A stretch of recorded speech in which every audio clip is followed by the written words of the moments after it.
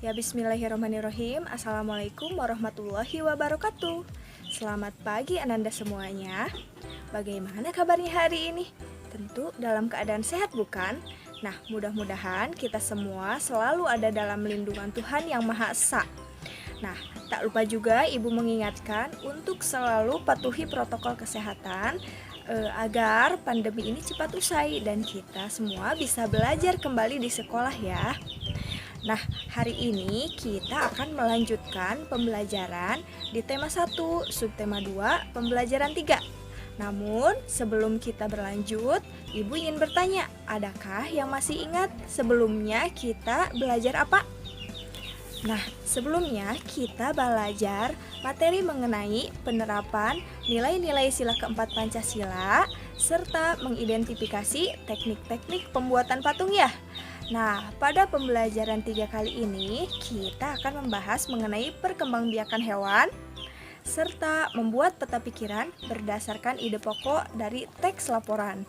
Nah, untuk itu untuk menambah keberkahan kita dalam belajar, tentu alangkah baiknya kita berdoa terlebih dahulu. Berdoa dimulai. Berdoa selesai. Nah, mudah-mudahan pembelajaran hari ini bisa bermanfaat bagi kita semua. Simak video Ibu baik-baik dan catat hal-hal pentingnya pada buku catatan kalian. Apabila ada yang ingin ditanyakan, silahkan sampaikan di kolom komentar ya. Selamat belajar. Ya, di sini Ibu ingin mengajak kalian untuk bersama-sama mengingat materi sebelumnya. Nah, ada yang masih ingat tidak bagaimana sih atau berapa cara hewan berkembang biak itu? Ya, betul, ada 3 cara. Yakni yang pertama, ovipar dengan cara bertelur. Yang kedua, ada vivipar dengan cara melahirkan. Serta yang ketiga, opovivipar, yakni bertelur dan melahirkan. Nah, kita akan membahas satu persatu dari mulai hewan yang berkembang biak dengan cara ovipar, yakni dengan cara bertelur. Nah, hewan dengan berkembang biak dengan cara bertelur ini embrio atau calon individu barunya tumbuh dan berkembang di dalam telur. Nah, hewan yang berkembang biak secara ovipar ini meliputi burung, reptilia, amfibi, dan ikan. Nah, hewan-hewan ovipar ini calon individu barunya itu berkembang biaknya di dalam telur. Kemudian dierami. Nah, sehingga ketika sudah waktunya menetas akan muncul individu baru dari telur tersebut. Ya. Nah, yang kedua, hewan yang berkembang biak dengan cara vivipar, yakni hewan yang berkembang biak dengan cara melahirkan. Nah, embrio atau calon individu barunya itu tumbuh dan berkembang di dalam rahim induk betinanya. Nah, hewan-hewan yang berkembang biak dengan cara vivipar yakni mamalia atau hewan yang menyusui ya. Jadi calon individu barunya itu tumbuh dan berkembang di dalam rahim indukannya. Nah, setelah beberapa waktu sampai cukup usia individu barunya lahir, indukan tersebut baru akan melahirkan anaknya seperti itu. Nah, hewan-hewannya disebut hewan mamalia, yakni hewan yang menyusui ya. Nah, kalau contohnya kalian sudah pelajari di pembelajaran sebelumnya bukan? Nah, sekarang yang ketiga, yakni perkembangbiakan hewan dengan cara opovivipar. Nah, ini terkadang membuat kita penasaran ya. Opovivipar, yakni dengan cara bertelur dan melahirkan. Wah, yang pertama bertelur, kemudian melahirkan, itu bagaimana maksudnya? Nah, maksudnya perkembangbiakan dengan cara bertelur, kemudian melahirkan. Nah, embrio tumbuh di dalam telur yang disimpan di dalam tubuh induknya. Setelah menetas, individu baru akan dikeluarkan dari tubuh induknya dengan cara melahirkan. Nah, jadi embrio atau calon individu baru tumbuh dan berkembang di dalam telur yang masih disimpan di dalam rahim induknya.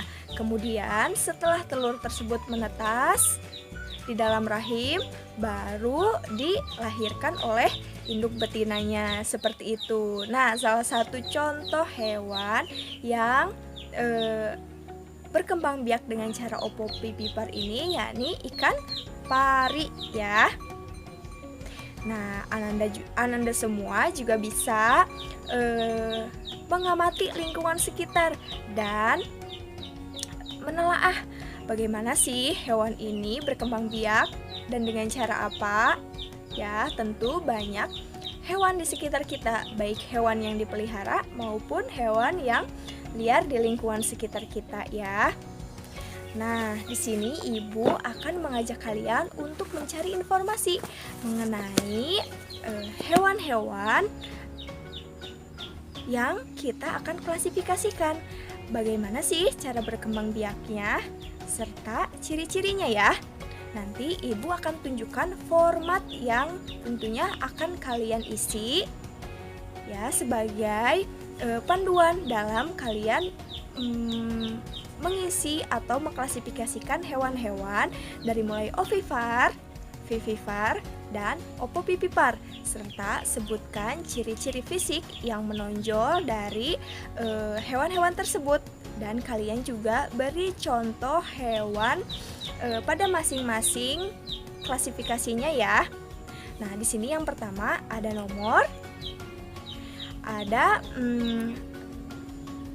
cara berkembang biaknya, ada 3, opipar, vivipar, dan opopipipar, serta contoh hewannya dan ciri-ciri dari perkembangbiakan hewan tersebut ya. Nah, kalian bisa cari informasi lebih banyak dari internet atau bertanya ke ibu serta ke orang tua kalian di rumah ya. Nah, silahkan cari minimal 3 hewan serta ciri-cirinya itu selengkap mungkin ya. Siap? Nah, tentu ini akan menambah wawasan kita terhadap pengetahuan terkait hewan yang akan menumbuhkan rasa syukur kita. Betapa luar biasanya Tuhan Yang Maha Esa menciptakan makhluk hidup ya. Nah, kita sebagai manusia, makhluk yang berakal tentunya harus mempunyai rasa empati juga terhadap hewan ya. Nah, baik hewan yang dilindungi maupun hewan yang tidak dilindungi, semuanya memiliki hak hidup yang sama yang harus kita sayangi juga ya. Nah, selanjutnya di sini Ibu akan mengajak kalian untuk bersama-sama kita dengarkan teks laporan yang Ibu punya, yang kemudian nantinya kalian silahkan tulis informasi pentingnya, dari mulai informasi apa ya, di mana, kapan, siapa, mengapa, dan bagaimana. Nah, selain itu juga Ananda silahkan catat ide pokoknya ya. Nah, kegiatan ini sangat penting untuk kalian dalam berlatih menyimak informasi penting ya, yang nantinya dalam kehidupan sehari-hari kalian akan terampil dalam menyimak sebuah informasi. Nah, untuk itu Ibu akan bacakan teks yang berjudul Rusa Bawean. Tugas kalian menyimak, tentukan ide pokoknya, dan catat informasi pentingnya ya. Dari mulai informasi apa, di mana, siapa, kapan, mengapa, dan bagaimana. Siap menyimak? Oke, dengarkan baik-baik teks yang akan Ibu bacakan ya. Rusa Bawean. Hewan yang mempunyai tanduk tidak hanya kerbau, banteng, dan kambing, tetapi rusa juga merupakan hewan bertanduk. Rusa bawean jantan dewasa mempunyai sepasang tanduk bercabang 3. Tanduk rusa berfungsi untuk melindungi diri dari musuh. Habitat atau tempat hidup rusa asli bawean adalah di Pulau Bawean. Makanan rusa berupa buah, dedaunan, ranting, kulit kayu, dan pucuk-pucuk semak pohon muda.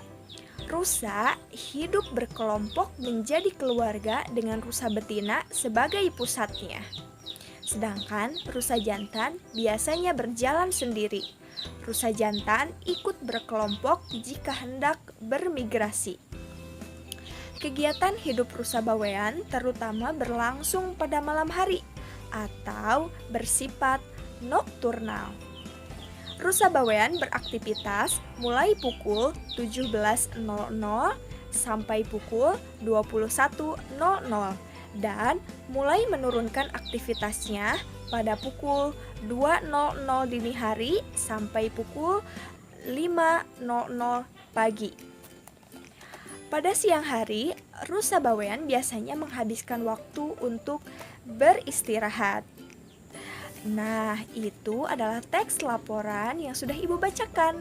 Silahkan Ananda bisa ulangi kembali teks yang berjudul Rusa Bawean yang sudah Ibu bacakan. Kemudian tentukan ide pokoknya dan cari informasi pentingnya. Dari mulai informasi apa, di mana, siapa, mengapa, dan bagaimana. Siap? Nah, kemampuan tersebut tentu akan sangat kalian butuhkan dalam kehidupan sehari-hari ya. Nah, menyimak itu tentu sangat penting. Bagaimana kita menerima informasi sebaik mungkin ya, supaya tidak salah paham. Nah, coba apabila ada yang ditanyakan, silahkan sampaikan di kolom komentar ya. Nah, pembelajaran hari ini tentu sangat menyenangkan bukan? Alhamdulillah, kita sudah berada di ujung pembelajaran. Hari ini kita sudah belajar banyak tentang cara perkembangbiakan hewan, dari mulai ovipar, vivipar, dan ovopipipar. Kalian juga sudah belajar mengelompokkan hewan-hewan tersebut serta menuliskan ciri-cirinya ya. Nah, selain itu, Ananda juga sudah berlatih menyimak teks laporan yang sudah Ibu bacakan dan menuliskan informasi pentingnya bukan? Nah, alhamdulillahirrabbilalamin, pembelajaran 3 pada hari ini selesai ya. Nah, mudah-mudahan ilmu yang kita pelajari hari ini bisa bermanfaat bagi kehidupan kita sehari-hari. Nah, jangan lupa apabila ada yang ditanyakan, silahkan tulis di kolom komen dan sampaikan ke Ibu hasil tugas kalian hari ini. Ya, cukup sekian pembelajaran yang bisa Ibu sampaikan. Apabila ada kekurangan, Ibu mohon maaf. Sekian dari Ibu. Assalamualaikum warahmatullahi wabarakatuh.